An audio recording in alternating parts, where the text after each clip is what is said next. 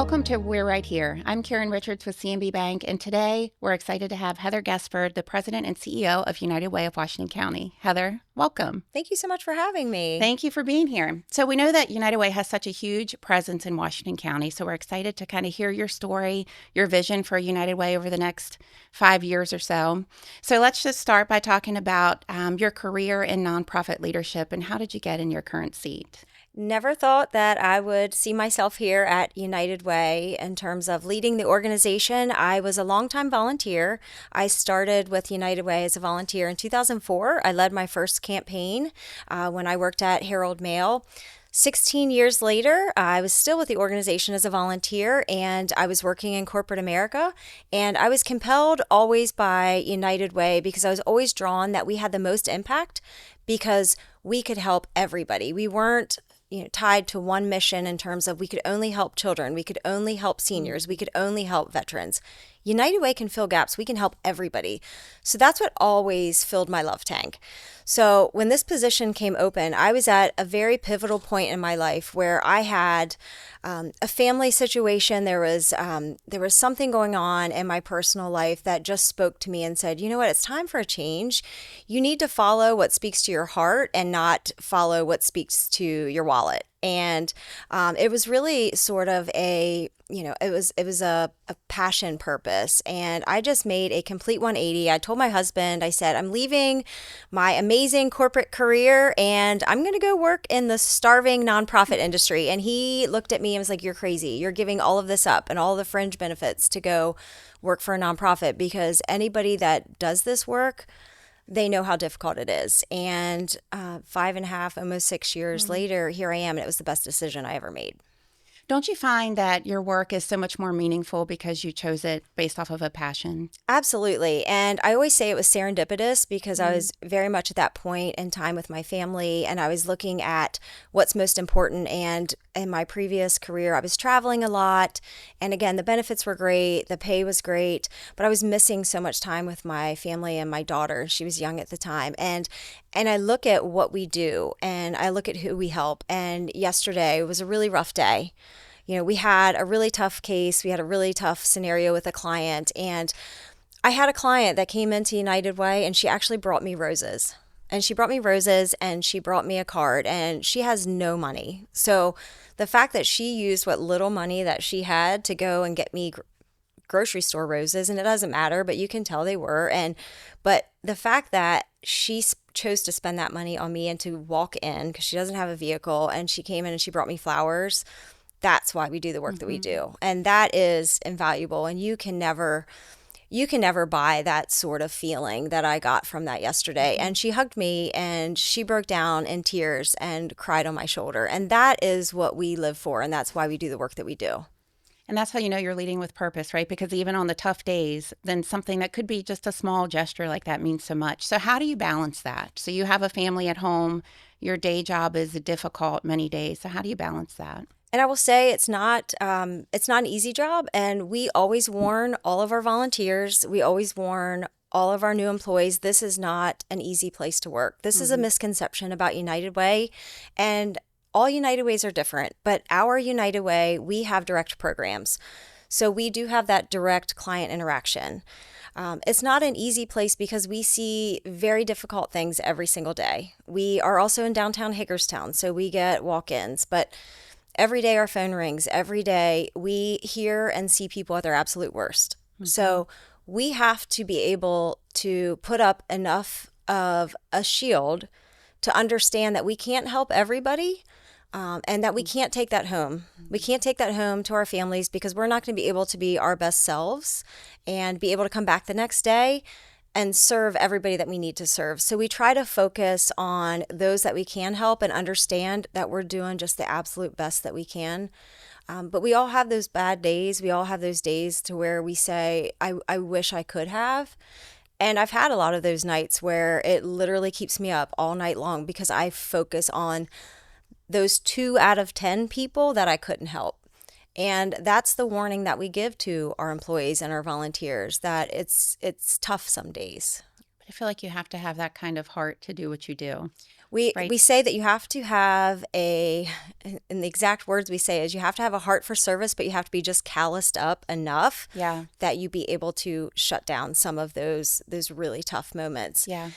Because you have to know when you can turn it off, Hmm. or it's just going to consume you. It's going to eat you alive, and it's not an easy space to work in. When you see, especially the clients that come in with the kids, Yeah. we have a drive-through and we have a lobby, and Thursday's a really big day for us. Thursday's when our families come in.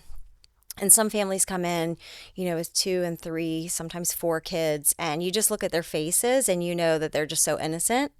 And you see that their families and their parents, they're trying to do the right thing. And a lot of times, especially with the little kids, they have no idea that their families are coming Sure. there to get their pull-ups or Hmm. their formula or, their body wash and their toothbrushes. And you just focus on, okay, I did a really good job today serving these families, but I just took, a few calls from people that I couldn't help. Just focus on those kids, focus on their faces that I saw Hmm. today. Hmm. So again, you just try to focus on the wins. So the team, we meet and we huddle together we call it our team huddle, and we say, okay, what was great today? Tell us something good. Let's focus on the good things. We got to shut down the noise of who we couldn't help because we physically cannot help everybody. There is no money tree anymore, despite what people think. United Way is not setting on gold bars. I know that's a huge misconception, but there is no endless supply of money anymore. We can't help everybody. So heading into the holiday season and the winter time, I assume that's probably one of your biggest seasons as far as need. So what is the Yeah. biggest need right now? Unfortunately, right now, everybody feels compelled to give around Thanksgiving and Christmas Hmm. because they want that transactional feel good moment of I helped a family with Thanksgiving. So I want to help a family with Christmas. So we always see that. And I say it's unfortunate because there's a need all year long. So right now, we get the help with Thanksgiving, we get with the help with Christmas, and we're grateful for that. But our big need right now is we're seeing utility bills Yep. increase. Hmm. So specifically in Washington County and Hagerstown, last year, in the past few months, the cost of electric has gone up. Hmm. Obviously, the cost of gas has went up, Hmm. natural gas. Water bills has went up. The cost of living in Washington County in terms of utility bills is significant. Also, the cost of rent. It is a hot housing market in Washington County. Our rental market, the fair market value of our rentals has skyrocketed. But this time of year, when people have to turn that heat on, Yeah. they're making decisions. Do we turn the heat on or do we feed our families? There's medicine that we have to buy. They're making those decisions of, do we buy the food? Do we turn the heat on? Do we put fuel in the gas so we can get to work? So we see that really significant spike right now of families having to make those decisions. So we just encourage people that, again, you're giving us the help for Thanksgiving with buying the Thanksgiving meals and helping us with the Christmas presents, but also continue to have that giving spirit outside of these 2 months of the year, because these same families who most of them that we work with are working. There are Alice families, which, we can obviously get into what that means, but they need help all year long and not just in November and December. I was going to bring up Alice. So, Penny Porter, your friend from Yeah, over here in the Eastern love Panhandle, her. of course, she references Alice all the Yep. time too, and she's right. So many families are one missed paycheck Yes. away from a financial disaster. Yep. And that is one of the leading drivers of what has motivated my work at Hmm. United Way. So I remember growing up when I was younger, and my family was always one for service and was always one for giving back and was always one to say, it could be you. Always be humble, always be kind. And I always remember, my mom working so hard and as an Alice family. And Alice, for everybody watching, is asset limited, income constrained, and employed. So Alice is our essentially working, living paycheck to paycheck, or working poor, as we refer to. They are making a living wage just above the federal poverty level. They are living on a modest household survivor budget, but they still struggle to afford basic necessities. So Alice is one vehicle breakdown, one medical bill from essentially being poor. So it could happen to any of us. Anybody could have that, that transmission go out of their vehicle. Number one reason that we see people in Alice is medical bills. And obviously, we know that our healthcare system is broken. We don't have to get political. It's everybody just turn on the news these days, and you can see everybody fighting about it. That is the number one reason for people being Alice. Washington County has among the highest Alice rates in the entire state of Maryland and also in the DMV area. So we teeter between 43 and 42%. Wow. And that was the most significant jump this year that we've had in the past 10 years. What do you attribute that to? The cost of living in Washington County. So there is something called an Alice Essentials Index versus the Consumer Price Index. So Alice Essentials measures just your basic household necessities, which is childcare, insurance, rent, utilities, your vehicle.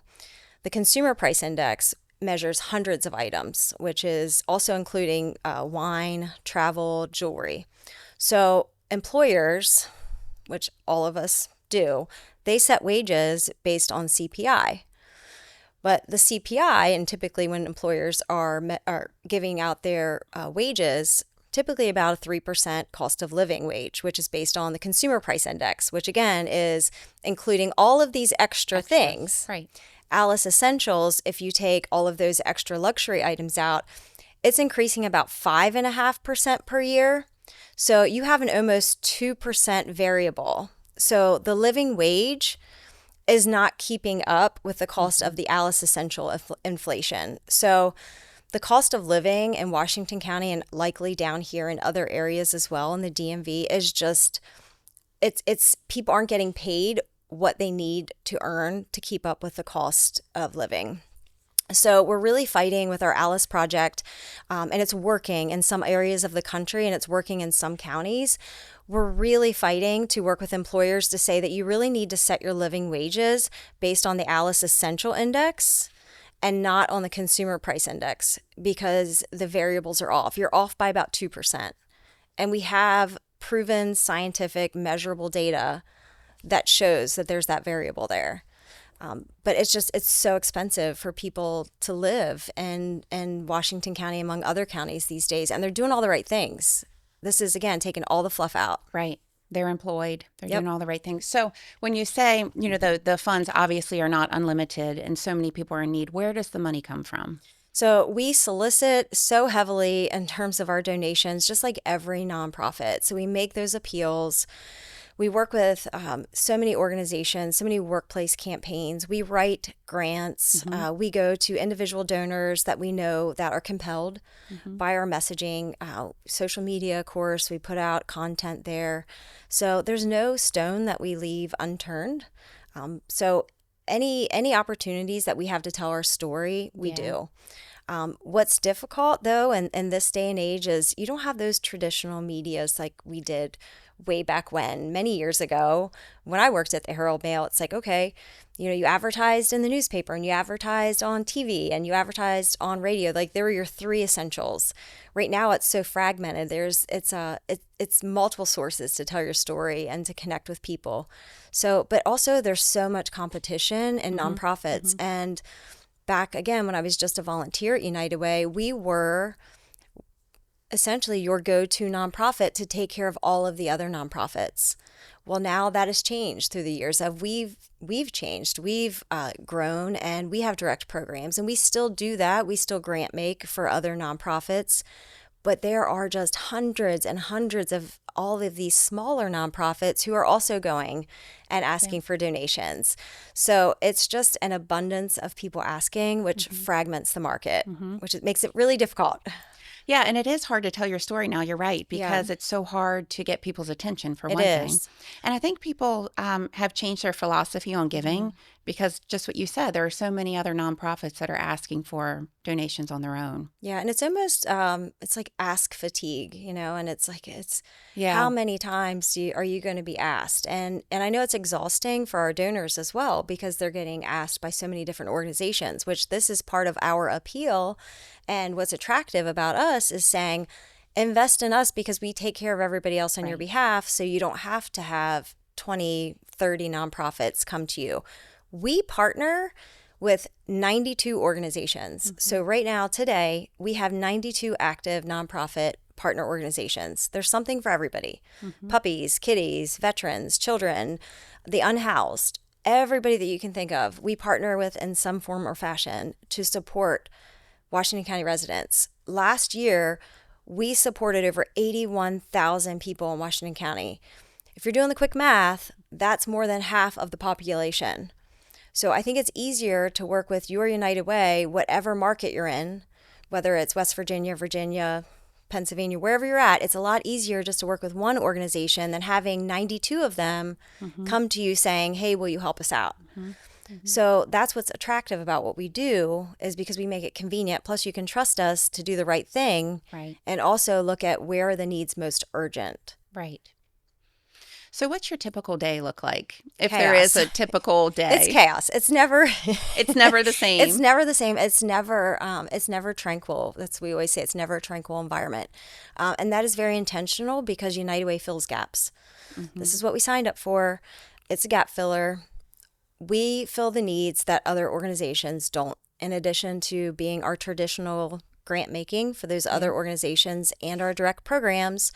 2 years ago, United Way Worldwide added crisis and disaster response.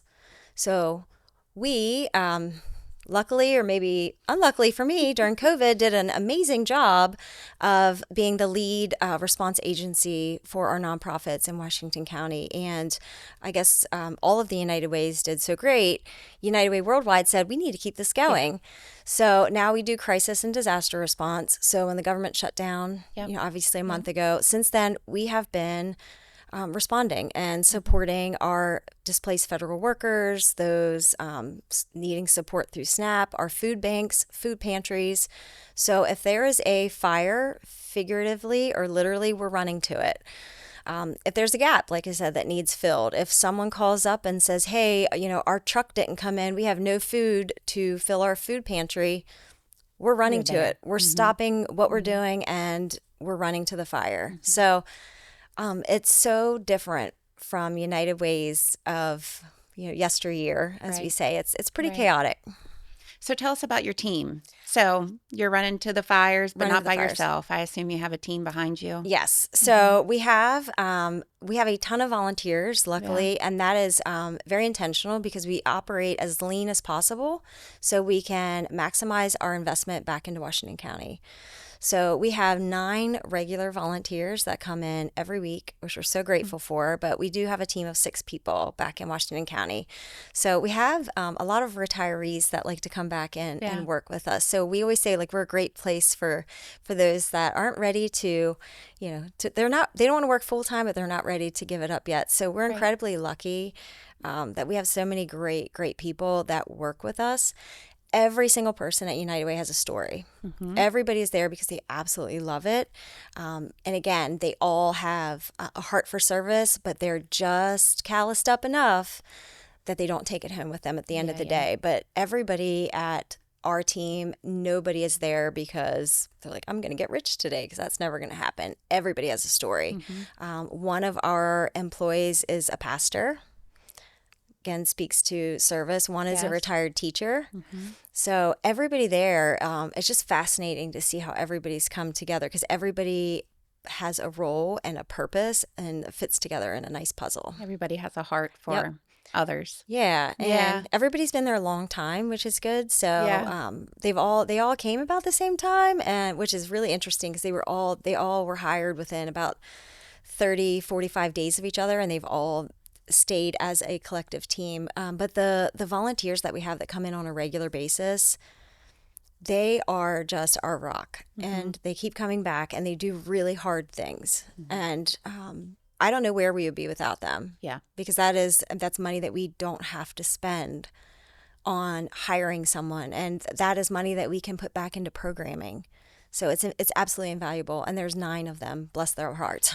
Where did you find them? It's so hard to find people to volunteer, isn't it? Yeah. I mean, past volunteers from Day of Caring, referrals, word of mouth, board members, my Rotary Club.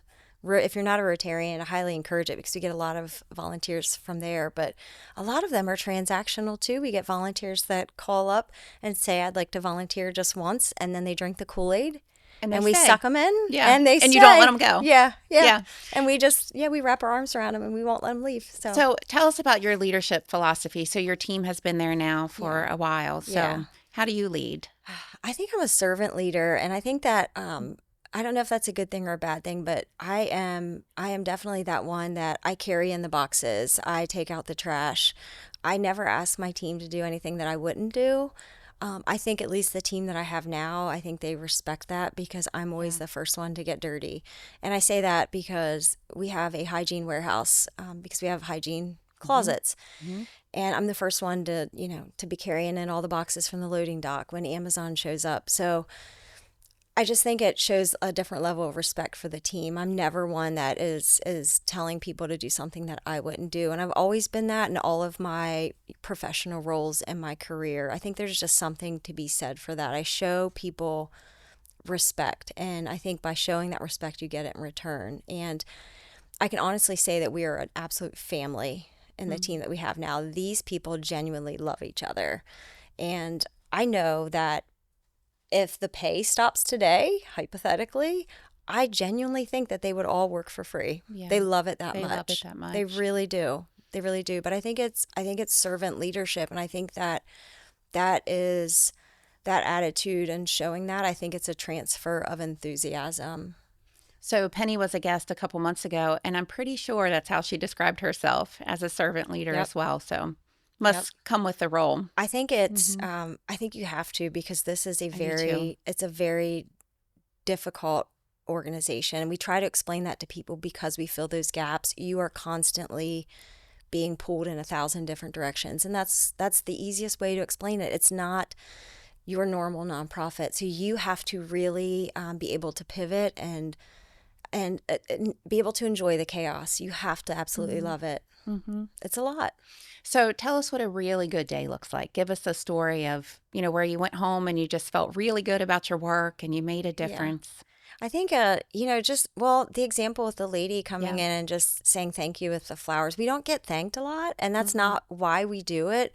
But just when someone says thank you, and again, just because we often operate behind the scenes, typically because we don't have we have direct programs, but we are not an organization that is out there, with kids by our side. We're Hmm. not an organization out there holding puppies and kittens that Hmm. are those emotional appeals. We're not an organization that has that end of life care that garner that immediate emotional raw response. So we often don't get that, we just don't get that immediate reaction like a lot of other nonprofits do. Even though people know us and they like us, we don't get that type of thanks. Well, So you're often seeing people at their worst moments, we are. right? We are. So Hmm. just when someone, and I know it sounds so cliche and ridiculous, but when someone says thank you to us, or when someone brings us something as simple as like a pie or donuts, we lose our minds Yeah. because we never get those sort of accolades. So the team really feels special when just someone thanks us. Hmm. And we had one of our partner agencies make a really nice Facebook post about us the other day, and we thought, this is great because we often don't get recognized like that because we do so often operate in the shadows Yep. and keep other agencies going. Hmm. Like, if we didn't do the work that we did, all of these 92 organizations may not be around. Right. And that is a very, Right. very real Right. threat that they would close. So tie it all back into you mentioned workplace campaigns and how much you rely on the local Yes. businesses, local community banks, and the support in those Yes. partnerships. So how meaningful is that to the Uh, mission of United Way? it's invaluable. It's Yeah. invaluable. I can't overstate it enough. And CMB has been an incredible partner. I mean, the workplace campaigns, the sponsorships for Mhm. our events that we have, this keeps us going. You can't overstate enough because the grants that we write are often restricted. They are tied to things. So often, grants are only used to buy food for our United Against Hunger program or to purchase hygiene. this is where we're also, as grant makers ourselves, trying to change the narrative and say grants should be able to be used for operations. Grants that we find for operations are unicorns. Yeah. They're very rare. So if we did not have business community support and workplace campaigns like CMB, I don't think we'd be able to operate. You need those undesignated dollars. Absolutely. Honestly, because the grants are so incredibly restricted. So when I say that, I cannot emphasize enough how critical it is. And there's only so many fundraising events. There's only so many, golf tournaments and things. Everybody says, "Oh, just keep having fundraising events," but that is also so difficult because you, as an advertiser or a sponsor too, you guys again continue to get the asks and you continue to sponsor. And that is amazing. But those workplace campaigns as well, being able to appeal to the employees and those donors to give them the option and a convenient way to support their favorite charities, invaluable. And our philosophy at CNB is we encourage our team to pick an organization that means something to them. Yep. And so if that's United Way, that's wonderful. Yep. We have several team members who serve on United Way boards and committees. And then, of course, through our workplace campaign. So through just a couple dollars per paycheck, Yep. you can really make a difference. And it's so convenient. And that is the pitch. We make it easy for you. It's convenient. You don't even notice it. I know what people spend on Starbucks or Dunkin' Donuts. It literally, you don't even notice, that it's gone. $2 a pay, that is significant. I know what our feeding program takes care of people. I know what our hygiene program, I know what that money can buy for a family. On Monday, we're delivering meal boxes for Thanksgiving. I know that we are feeding a family of 10 for $38. So that $2 a pay, that's going to feed a family of 10. That really adds up. So no amount is too small. And when you get into the habit of giving, even if it's $1 a pay, that really does add up. And even, the next year, if you add 50 cents per pay, $1.50, and then the next year, if you add $2 per pay, you're never going to miss it. But it's about making that decision to just understand that everybody at some point in time may need a little bit of help. And 81,000 people in Washington County, I would venture to say you probably know somebody. It's your friend, it's your neighbor, it's your coworker. And usually when I go into workplace campaigns, there's somebody there that I recognize that we've helped. And what's really impactful is when the director of HR or the president or someone in the C-suite stands up and vouches for us and says, "Heather's helped several of your colleagues in this organization." And that right there says it all when we're helping their employees. Yeah, agreed. And not to go back to Alice, but that to me is always the most impactful story that United Way tells, because you're right. We probably all know someone that's currently struggling. And so when you're giving $1 or $2 per paycheck, do I need that $1 or $2? Probably not more than my neighbor who's struggling. Yeah, and it's a misconception about who we support. Yeah. There's so many misconceptions that, and regardless of where you fall on what you believe, there's a lot of misconceptions about who receives SNAP also. A lot of who we support in Washington County and who SNAP supports, they're senior citizens. These are homebound seniors. These are senior citizens that have worked their entire lives. They've paid into the system also. These are not people who are not working either. So again, there's just a lot of miscommunication. There's a lot of disinformation. So the majority of the people that we serve are working. And again, we take care of a lot of those senior citizens who have paid their dues, who have worked their lifetime, who are entitled to be supported by us. And we take care of a lot of seniors that have no choice right now. And, again, with their health care coverage, the cost of their prescriptions, I get so many calls from senior citizens right now with the cost of their rent, those who are still renting right now, that their landlords are bumping their rate up 20, 30% because they can, because it's a hot rental market, and they're making that decision. Do I buy my medication? Do I buy food? We're delivering so much food to seniors right now. I had a senior citizen call me last week. I kid you not. He could not afford his copay, and it was $8. Let that sink in. It was $8. But this is the decision they have to make. And their water bills have gone through the roof. The water bills or water rates, I think, went up 20-something%. Electric rates went up so much. These are not people out, whooping it up and buying jewelry and, buying wine and taking vacations. Again, as the consumer price index measures, these are people just They're trying to just trying to get survive. by. They're just trying to Right. get by. This is what we do. This is who we serve. So if we have people watching or listening today that want to help and want to get involved, what can we do? Best way to help is please go to our website, designate whatever one of our programs or our causes is compelling to you. Mm-hmm. Whether it's hunger, we have a United Against Hunger program. Whether it's our Books United program, we have an entire literacy program. We have 36 Books United locations. In the past 3 years, we've collected and redistributed 83,000 books. Our Urgent Needs Fund is what we're doing right now if the world is on fire. Urgent Needs is literally designed for us to respond to crises. So please get online, donate, whatever is compelling to you. If you'd like to volunteer, we always need volunteers. We had an amazing group in yesterday from FiServ. Thank you, FiServ. We had 300 homeless care bags, or unhoused bags, we're calling them now, for our unhoused population that are out in the cold right now. So FiServ came in. We needed an army of volunteers. FiServ came in and got those 300 homeless care kit bags out to our community, and they're full of items that they need to be warm this season. So there's always something to do. So there's always something. You guys are everywhere, from hunger to homelessness to literacy Everything. to your hygiene closet. You we all have are everywhere. 15 hygiene closets. Wow. There's never not something. Right. So give of your time, your talent, your treasure. Just give. And if it's not us, just give to something that's meaningful to you. What have we missed? Anything before we wrap up? I feel like you've told us a ton about what you do every day and what United Way does and how that impacts Washington County. I would say just reimagine your United Way, because we are not the United Way that you think you know.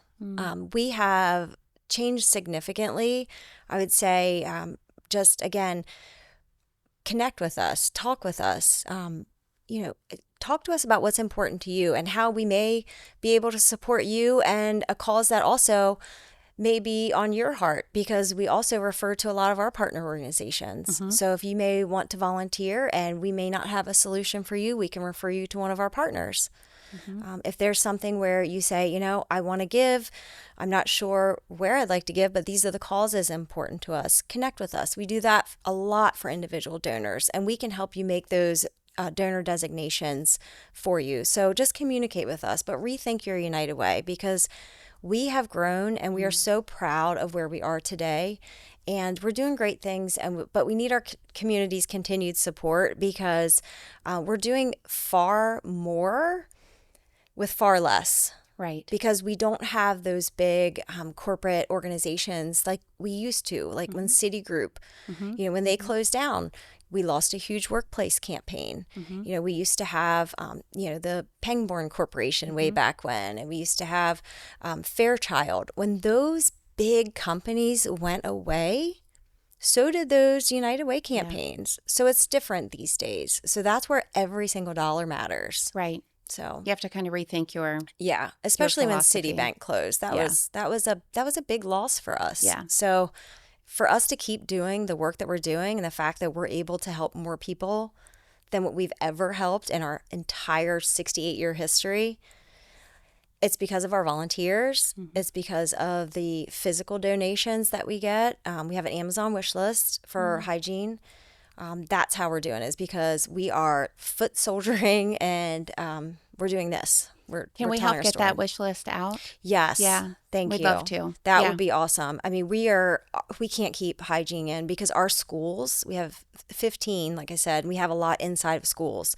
They're doubling the usage each month. So several of our schools have more than doubled the number of families that's using our hygiene closets each month. Yeah, we'll definitely help you get Appreciate the word that. out on that. And this is our commitment to you, that we'll continue our workplace and our financial support Thank our you. volunteerism as well, because we've partnered with United Ways forever, and We we'll can't say continue to do enough so. great things about CMB. I mean, we are just so grateful for you and your team and this opportunity. So thank you. Thank you. It's been great to have you on. Thank you so Anything we much. missed before we wrap up? Give us something fun. What's your favorite vacation spot? If Oh, you were not here in the cold, where would you be? oh, I'm a water baby, so I am an ocean baby through and Yeah. through. So yeah, I used to like the cold when I was younger. I'm more tolerant. I used to like to ski, and I still like to ski. Hmm. But yeah, I'm a water baby. But I would, yeah, I would definitely be somewhere sandy and with the Somewhere ocean. warm. Yeah, Yeah, somewhere me too. warm. What's your favorite food?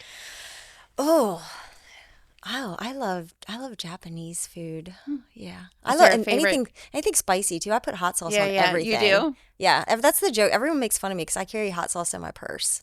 Okay, you know that. I literally everybody makes fun of me. I have an expansive hot sauce collection. I get it for That's good to Christmas. know. People always Okay. it's like if it's like a gag gift, people buy me hot It's sauce. hot sauce. Everybody makes fun of me because I put hot sauce on Yeah. everything. What's your favorite local restaurant? Oh, Bistro 11, and they're Mm. amazing United Way Oh, supporters. nice. So, and their Awesome. food is phenomenal. It's one of Fountainhead our favorites Plaza. too. Yeah. So, That's one of our yeah, favorites shout out too. to Stu and his team. And they volunteer, and they're amazing Awesome. volunteers also, Stu and his wife. So, Well, thanks for joining us today. thank So, if you. I heard one thing, I heard several things, but volunteer our time. Even if you can give $1 a paycheck, give it. It makes a difference. Reach out to Heather, rethink your United Way, all kinds of ways to get involved. Thank you. So, thank you again, and join us next time for We're Right Here.